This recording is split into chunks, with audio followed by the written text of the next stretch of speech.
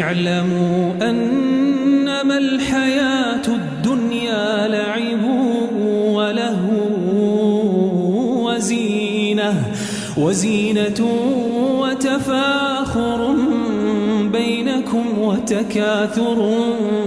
في الأموال والأولاد كمثل غيث أعجب الكفار نباته ثم يهيج فتراه مصفرا ثم يكون حطاما وفي الآخرة عذاب شديد ومغفرة من الله ورضوان وما الحياة